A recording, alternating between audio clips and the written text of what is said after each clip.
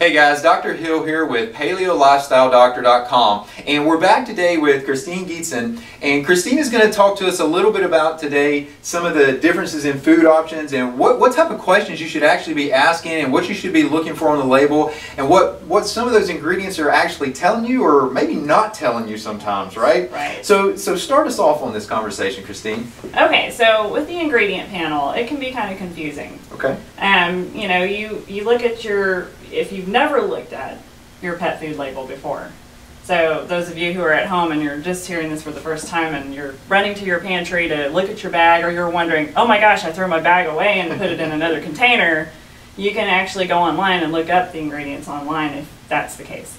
But the first thing is you don't want to see any grains in your food at all. Grains are wheat, barley, rice, any kind of rice, oatmeal. Gosh, they put all kinds of different kinds of alternative grains like millet, which is more of a seed type of grain. Right.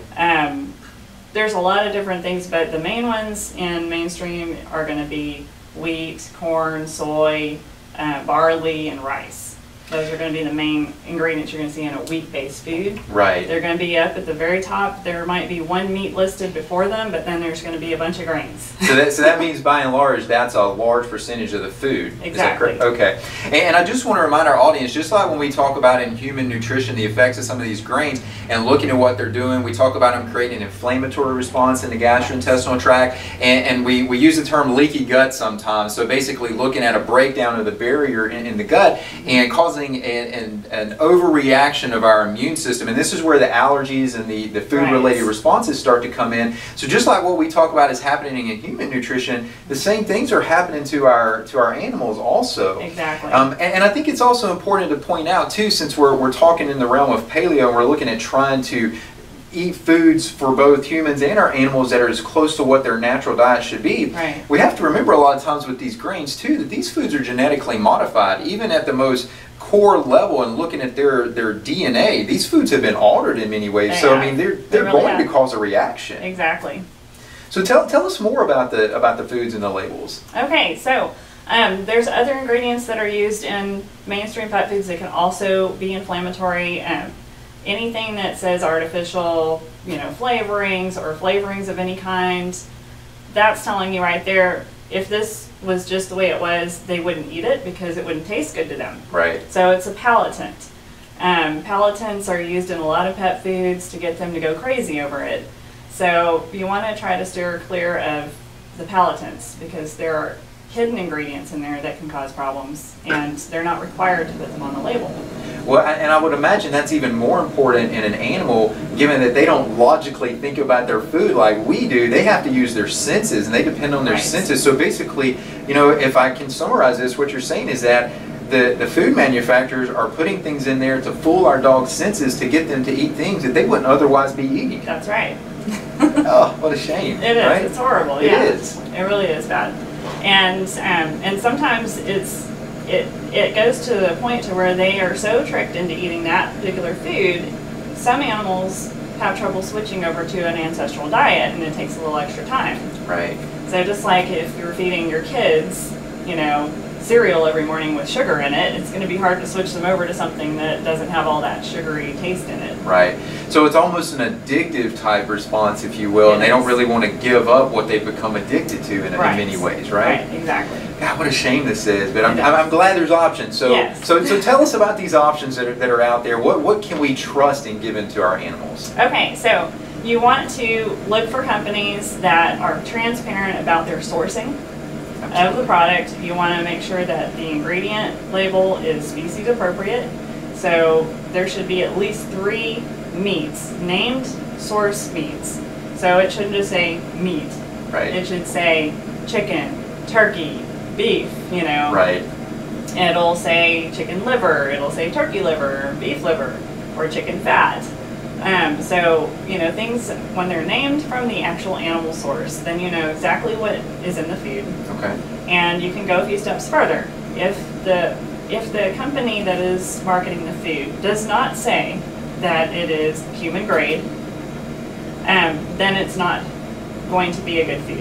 Okay. I'm just going to tell you that right now. Right. So if our animals should only be eating it if it is as good for us to be consuming as well, right? And I think that's an important point. Again, we really harp on how important food is, and we don't want to give our animals a subpar food, just like we wouldn't want to ingest a subpar food. Exactly.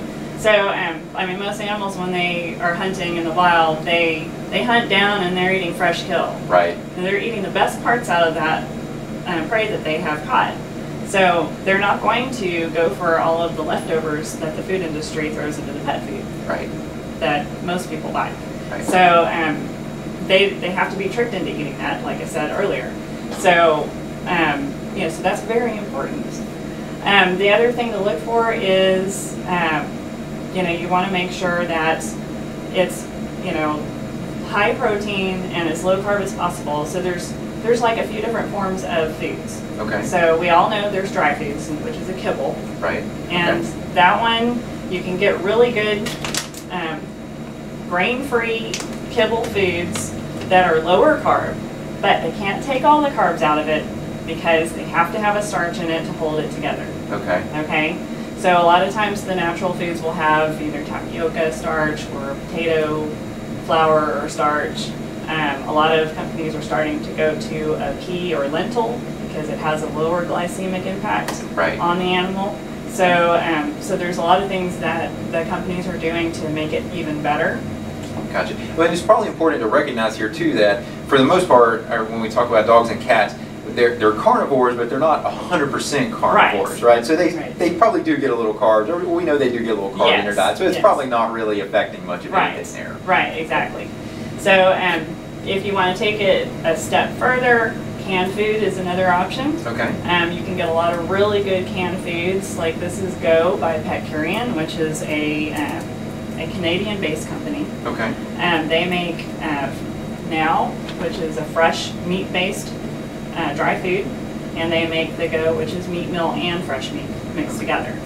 So these are options that are grain-free, and this won't have any starch in it because it's wet. It doesn't have to be held together. So. Right. Well, I know with one of my dogs, we don't necessarily use this brand. We use one of the other brands that you carry, and it's a pheasant. And he absolutely goes crazy over pheasant. He loves pheasant. You know, the dog had never had pheasant before. You know, I started shopping with you, but he just, whatever you put that on, he's going to eat it. Right, exactly. So he loves it. He loves it. And it's better to use a raw, not a raw necessarily, but a canned whole meat to make a good palatant for the rest of their food. Right, right. Well, to stimulate those senses, like we talked about a little bit earlier, right? And I think there's another category too, right, with the different raw patties.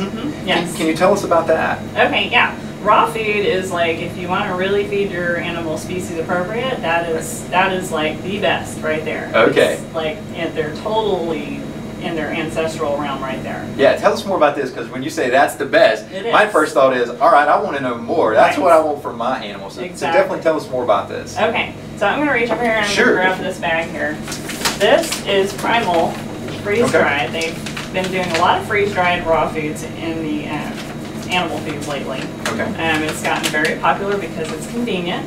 You don't have to remember to thaw out the patties ahead of time, you know, and then have to put it in their bowls and break it up. Right. To us, of course, it doesn't look very appetizing, but they absolutely go gaga over it. So, because it's what they want. It's what they are hunting for. So. Yeah. So this is, these come in little bricks, and they're really appropriate for if you have to travel and you feed raw. You can take this with you. Doesn't require refrigeration, and you just add water to it. When it's time to feed. Yeah. So this is one of the many options that I have. There are also raw freeze-dried treats that are available. This is Origin, which is another Canadian-based company. Primal's out of California, so we know they're cool. Right. American company there. Right. Yeah. And then Origin is made by Champion Pet Foods up in Canada. Okay. They are a family-based company. A lot of the companies I sell food for are all family-based or very small and not, what do they call it, capital gains owned or whatever they call that. I don't know that financing stuff. Right. But anyway, this is a raw freeze-dried treat, and it's just a little chunk and this is the chicken, turkey, and fish, Okay. and my cats eat this too. Oh, interesting. So they make a cat-sized treat, but you know, cats really need to gnaw on something. So I give them a bigger treat and make them work a little bit harder. Right, and I will tell you, this will. I haven't used this one with you, but from Origin, we've been using the duck treats. Yes. And my dogs love it. I mean, as soon as they hear the bag open, they're, "Where's Daddy? Where's my treat?" Right. You know, give us some. So they love it, and it's really stimulating those senses, like you were talking about. Right. So, and yeah, I mean, and you can use that. You can sprinkle these treats on top of their food to make it extra special for them. Right. So there's so many different ways you can use treats, and of course, training. You know. Right. Of course. Always training with treats is the best way. Right. Well, and I mean, it makes so much sense too, because if you are using the treats to train, you obviously want to be giving them something that, again, they would naturally be eating, as opposed to here's some wheat or here's some corn every time you reward them for a positive behavior. You don't want to reward them, but on the back end worry about, oh my gosh, what health problems am I creating from rewarding my dog here? Yeah. So, well, tell us, do you have any parting words that you would like to leave us with? Anything that you would, any other information you would like to share with us? Yes, actually, for those of you who are watching, if you have never heard of dogfoodadvisor.com, okay, that is a really great resource for finding out exactly how your dog food rates. A lot of the brands on the site that are evaluated by consumers, they're actual consumers that evaluate the food, so it's not a biased type of website. Very good. If you have a cat, there is not a cat food advisor, unfortunately, but you can look up the brand name that equates to your cat's food, and you can find out how it rates that way. So I would highly recommend that if you haven't done that, definitely go and check out your food, see what's in it, see what they have to say about it. Okay. And tell us the name of that website one more time. Dogfoodadvisor.com. Okay, dogfoodadvisor.com, guys. You can go look at that and find out more information about the ingredients that are in the foods that you're considering giving to your animals. So, well, Christine, I greatly appreciate your time. I know my audience has greatly enjoyed what you have to say about animal nutrition. It just seems like such a natural conversation to have, given that we talk so much about human nutrition and trying to live a healthier lifestyle and do the things that we know are right for ourselves. But and I know you being an animal lover like myself, our animals are part of our family. Yes. So we want to give them the best too. Right. So we really appreciate the information that you've been able to share with us here today. Well, thank you very much for coming and talking to me. I really appreciate it. Absolutely.